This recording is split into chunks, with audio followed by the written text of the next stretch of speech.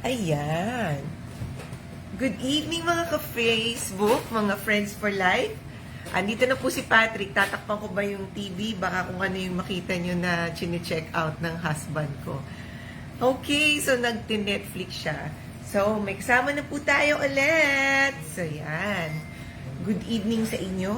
Good evening mga ka-friendship, mga ka-face for life, mga ka-Facebook. Today is September 8. Time check, 8:45 in the evening. Ang ganda ha, 8:45.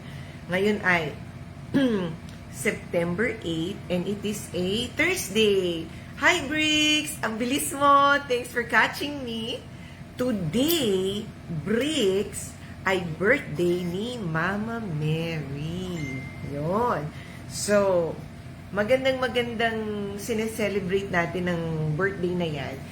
Yung bang in the form na ginugunita natin lahat ng mga nanay at nagpapakananay sa ating mga buhay. So, kasi ang ultimate nanay po ay si Mama Mary. Para sa mga practicing Catholic na kagaya ko, no, mamaya pagkatapos ng sharing natin ay mag-rosary na kami ni Patrick. No? And today ay misteryo ng liwanag. Thursday is Luminous Mystery. The Luminous Mystery is all about Jesus' journey in His preaching. So, it starts with the first mystery is the baptism at the river of Jordan. And then, the first miracle that Jesus made in the wedding at Cana. At matatandaan niyo po niyan yan yung unang-unang miracle na si Mama Mary mismo ang humiling kay Jesus na mapapahiya kasi yung bride and groom, maubos na yung kanilang wine. So, ngayon, sabi niya, tulungan ni Jesus yung kanilang, yung bride and groom, yung bagong kasal. So, ang ginawa ni Jesus ay nagpakuha siya ng mga tapayan na hugasan. No, yun ay panghugas. Pagkatapos, yun nga po, nung sinalok yung tubig sa tapayan na yun, ay naging pinakamasarap na alak na napa-serve para sa araw na yun. And I guess that's the best wine that we could all taste kasi si Jesus ang gumawa. Now, nakarating na po kami sa Cana, no? At kami po ay we were wed there by Father Louis Kaupayan. Kung inaakala niyo po na yung tapayan na pinaglalagyan ng tubig ay maliit lang na tapayan na parang banga, nagkakamali kayo mga friends for life. Yung tapayan na yon ay malaki pa sa akin. Baka kasya kaming dalawa ni Patrick sa isang tapayan. Talagang malaki. No? So, ganun karami. At ito po ay solid na bato. Solid na bato. So, thick stones. At yun ang pinaglalagyan ng tubig na panghugas. At yun, no? Yung mga tapayan ay pinalabas ni Jesus at isinerve yung laman ng tapayan na yon, which were supposed to be water. And then, one of the guests said, "Aba, nung matikman niya yung alak, they were still serving the best wine up to this hour." Oh, kasi po, sa mga marriage po ng mga Hudyo, nagsaserve sila ng wine, no? Pero, yung the best wine, sinaserve nila ng nauuna. Siguro, pag lasing na yung mga tao, hindi mo na alam kung ano yung best wine, diba? So, yung mga best wine, sinaserve na nauuna. So, ngayon, na naubusan na ng wine yung groom, yung bride and groom, ginawa, sa hiling ni Mama Mary na gumawa si Jesus ng miracle, which was then, now we call the first manifestation at the wedding in Cana ni Jesus, ang sabi nung guest na nakatikim ng wine, sabi niya, wow, hanggang ngayon, they are still serving or keeping the best wine. Oh, di ba? Alam niyo pag umikot kayo dun sa palibot ng Cana, kung saan ginanap yung first wedding, marami na pong mga simbahan at chapel ang naroon at pwede na pong mag-renewal of vows yung mga mag-asawa na who would want to celebrate their wedding. And it doesn't need to be the month of your wedding. It's we just did that, or a couple in love can do that to celebrate their union. But not necessarily on the exact date of their marriage. No? At dun po, sa palibot ng mga simbahan na yon ay maraming mga souvenir shops. At doon, nagbebenta ng red wine. Ang sarap! Hi, Josie! Good evening. Thank you for catching me. So, yon. At alam niyo na kung anong ginawa namin ni Patrick, no? Kami ay nag-wine tasting. Yes, Bricks, wine tasting lang. Hindi ako namili ng red wine. Konti lang. So, yon. And then the third mystery is the proclamation of the kingdom of God, which is about Jesus preaching the good news, Jesus preaching about the way to salvation.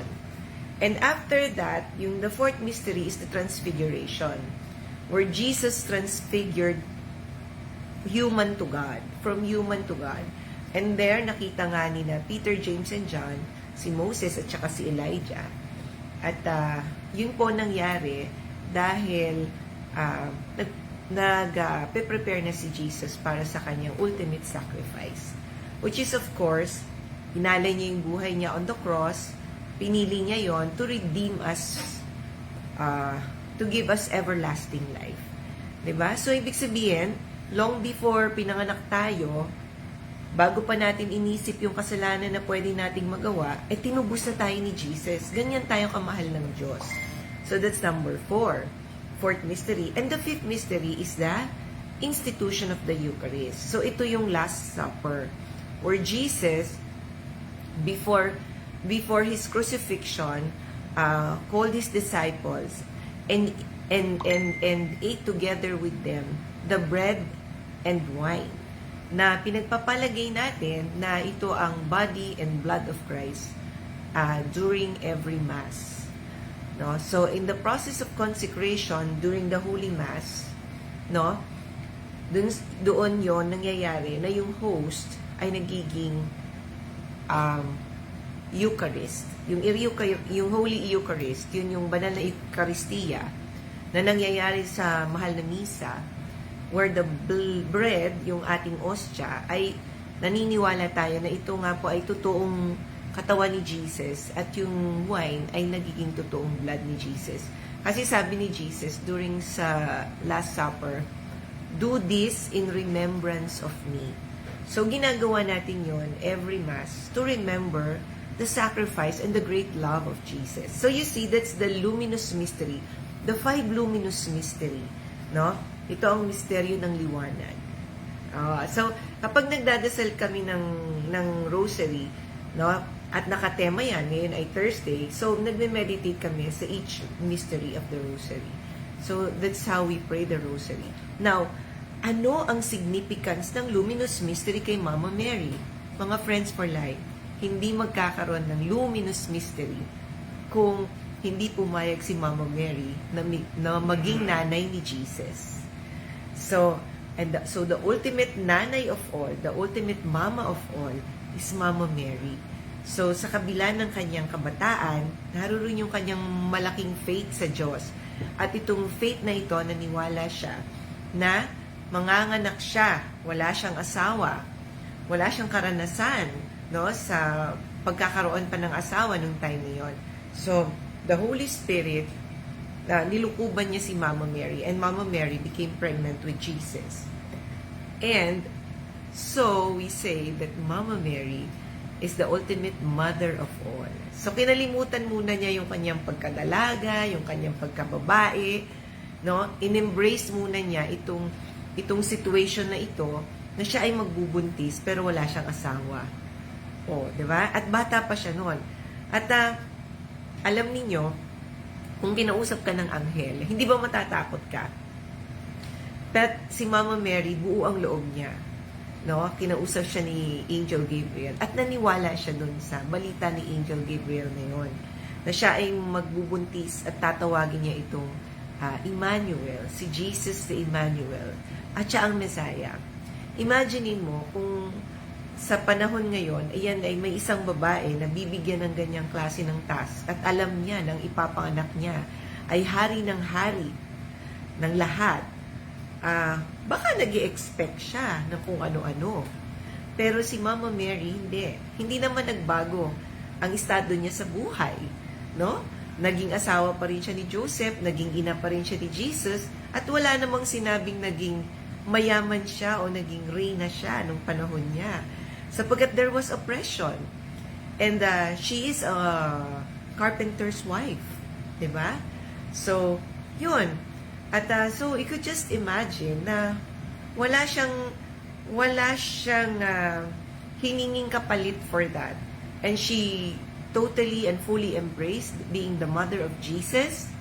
No? At nakita niya kung anong ginawa ng anak niyang kabutihan.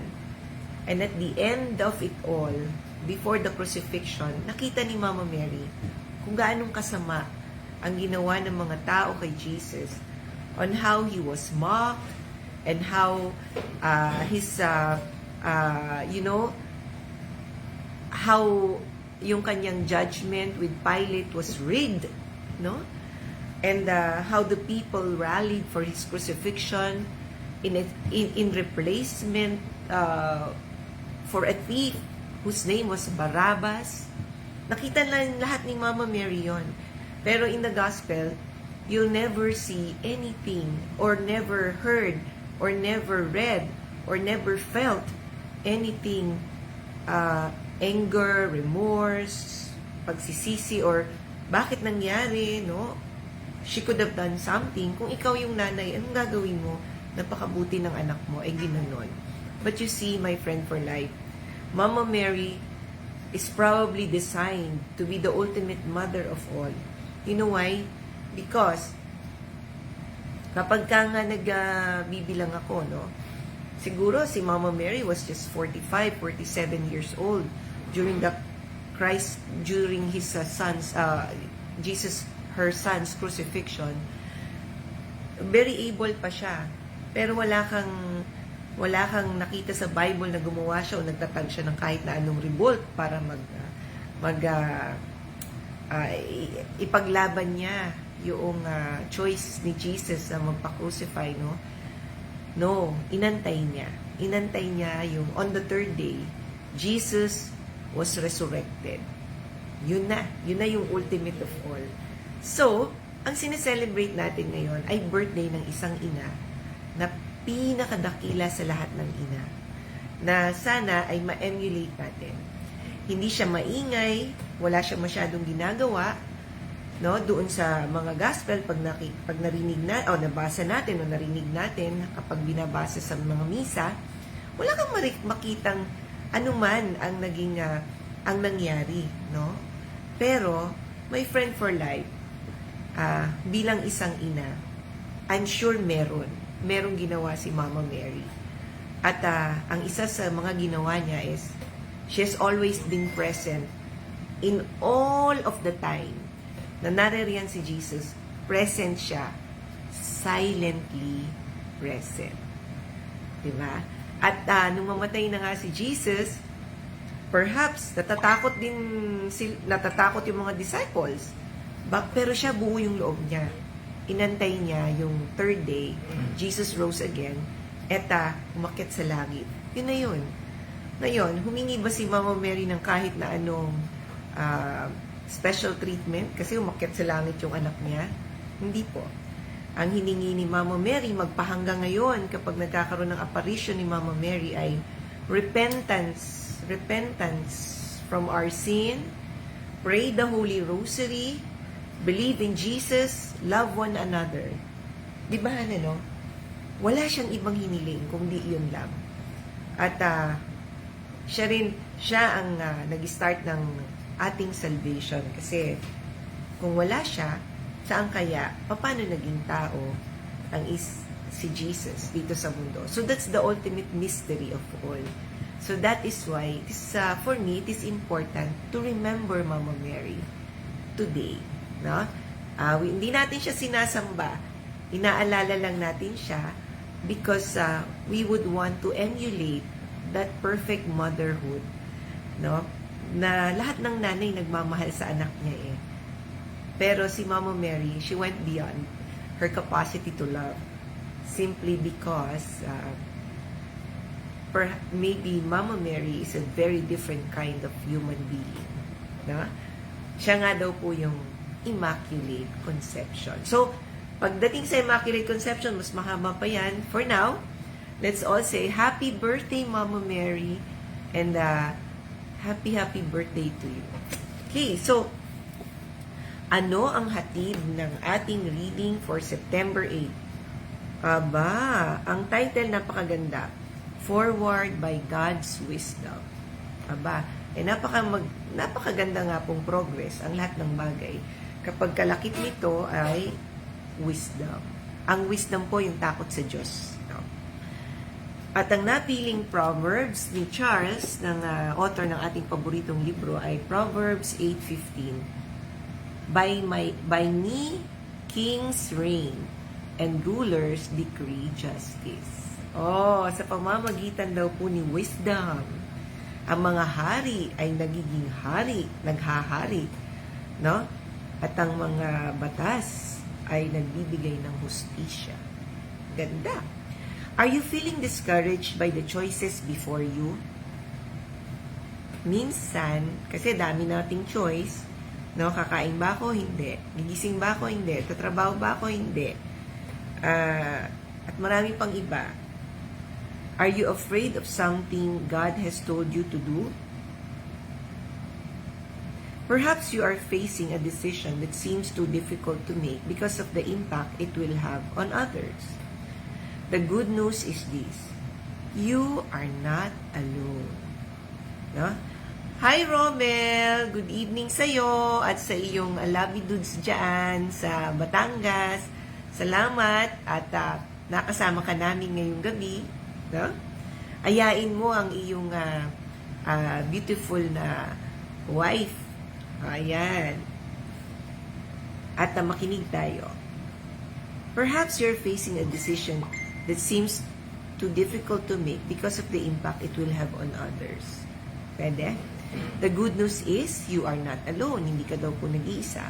Every person on earth, throughout every generation, has faced or will face the same indecision and hesitancy.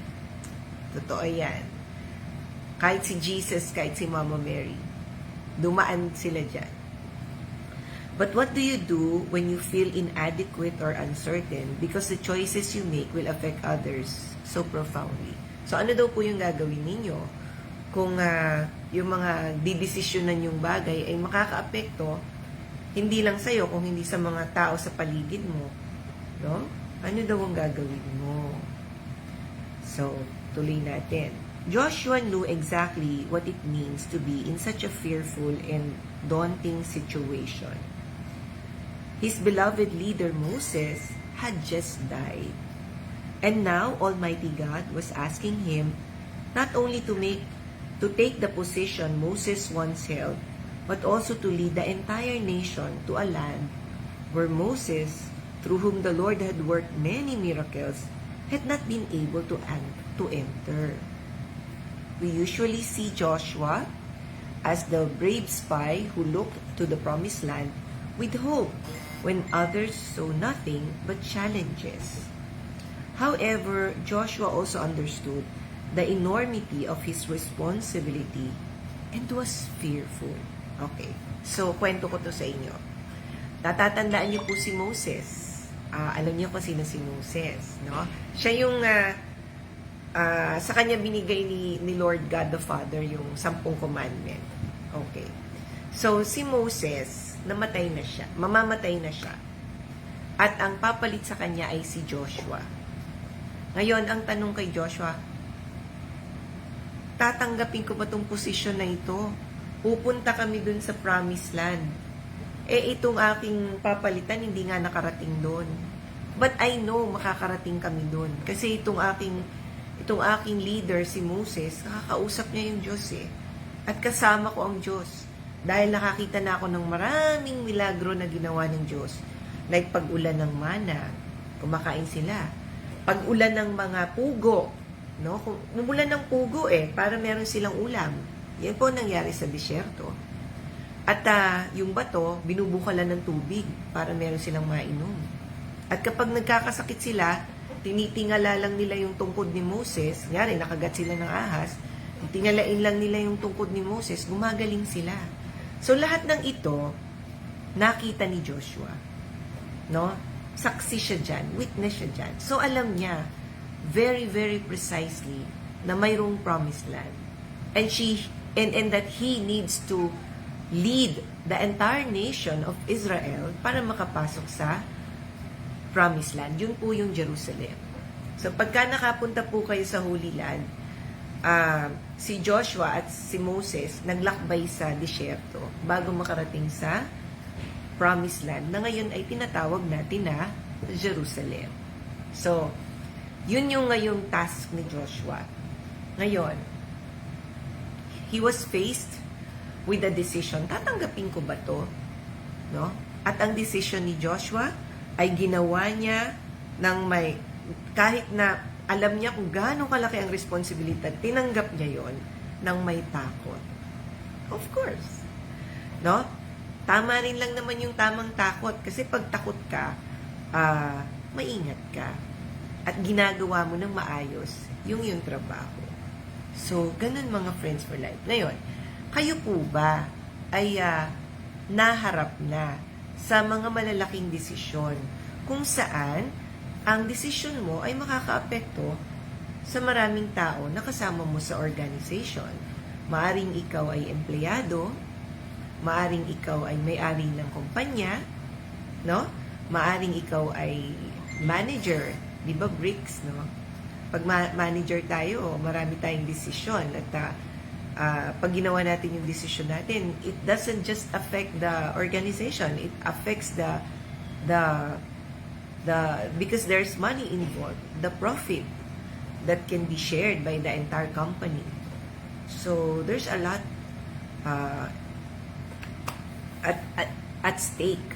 So ngayon, kamusta po yung ating mga desisyon? So binabati ko naman kayo sa inyong mga desisyon kasi the mere fact na sama-sama pa tayo sa ating trabaho, ibig sabihin, we decided to stick this together and so lumago pa ng lumago ang ating mga ginagawa. Right, Josie? Right, Romel? O, ayan, nandiyan dyan si Josie at si Romel. Dalawang tao na talagang matagal ko na rin katrabaho, kagaya ni Briggs. So, yun. So, we decided to stick this together because we know we're doing something good. Not just for ourselves, but for many people as well. Kagaya natin, Josie, Romel, ang ginagawa natin ni Lagundi.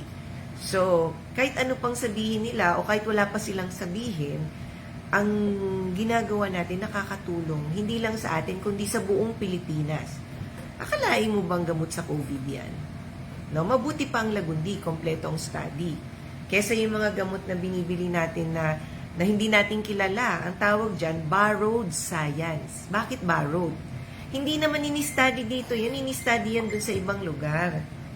So, borrowed yon. Gaano ka ngayon kasigurado sa isang bagay na hiniram mo lang? Yan hiniram, borrowed science. Pero ang Lagundi, hindi borrowed science yan.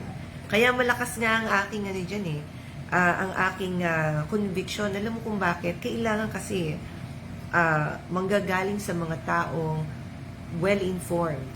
Mga kagaya ko, mga doktor na nag-aaral. So, mas maganda yung own kesa borrowed. Mas maganda yung Lagundi na pinag-aralan sa Pilipinas kaysa mga ibang gamot na hindi mo alam kung pinag-aralan nga ba o hindi. Yon, totoo yan sinasabi ko sa inyo. No? Magpakita man po sila ng sandamakmak na papel. Doon pa rin ako maninindigan sa Lagundi na kilala ko ang mga scientist at doktor na nag-aral. Oh, yun. So, diretso natin. Thankfully, it was God's promise that carried him through. See? So, ibig sabihin, natuloy ang paglalakbay ni Joshua at siya na nga ang nag-lead sa buong sa mga Israelita makapasok sa Jerusalem. At nangyaring naging successful ang journey na yon sapagkat yun ang ipinangako ng Diyos. At nanindigan si Joshua sa pangako ng Diyos. At maninindigan tayo sapagkat sinabi ng Diyos kay Ezekiel, leaves will be used for medicine to heal. Yun, nasa Ezekiel po yan. Basahin ninyo. The fruits will be used for food and its leaves for medicine to heal. Saan po ba galing ang lagundi? Di ba sa dahon? So, wag niyo pong sabihin dahon-dahon lang. Matakot kayo kasi si Prophet Ezekiel ang nagsulat, inspired by the Holy Spirit coming from God. And that is God's promise. No? Tahi-tahi lang. The Lord had said, just as I have been with Moses, I will be with you. I will not fail you or forsake you. Only be strong and very courageous. Be careful to do according to all the law, so that you may have success wherever you go. So yun. What made Joshua successful is that he heed the Lord's instruction and led in his wisdom. Joshua went forward by faith and let the holy word of God direct his steps. And it made all the difference. As you face your challenge, will you do the same? Gagawin niyo rin daw po ba yung kasing kapareho na naging desisyon ni Joshua? My friend for life, kung ikaw at ako ay magkasama sa trabahong ito, ginagawa po natin yung ipinayo ng Diyos kay Ezekiel, kay Prophet Ezekiel. Sabi niya, fruits will be used for food and its leaves for medicine to heal. So, gaano man po kalaki ang challenge ahead of us, hindi po kasi tayo yung nagsabi eh. Hindi po tayo. Tandaan natin, nasa banal na kasulatan yan. No? At yun ang aking pinanghahawakan. Palagi ko yun din ang pinanghahawakan ng husband ko na si Patrick. No? Kaya, pinabubuti niya ang aming ginagawang pagpapalago ng lagundi. Pagtulong sa mga tao, sa mga farmers. Seeing to it na everybody's included in our growth. And seeing to it na sa bawat kapsula po ng o tableta o syrup na lagundi na iniinom ninyo, na ang raw materials ay galing sa JH23 Pharma, Binhi Biofarm and Natural Health Ingredients Company, nakakasiguro kayo ng healing, ng paggaling. So at the end of the page is a short prayer that goes like this. Lord, I trust you. Guide me with your wisdom so I can lead others successfully. Amen. In the name of the Father, and of the Son, and of the Holy Spirit. Amen. Yan na. Tapos na po ang ating reading. Kami ay magdadasal naman, magro-rosary, at manunod ng Netflix after that. Bukas may trabaho pa tayo. It's another day. It's another, another beautiful and wonderful gift from the Lord. Buhay. So, yan lang po, mga ka-Friends for Life. I know, marami na ako sa inyong naituro, no? At ipinaloob natin sa ating binasa ang mga gusto kong sabihin bilang isang doktor. So, yun na po yun. And always remember, your natural MD loves you. Good evening! Thank you for staying with me. I love you all. Good night. Bye-bye!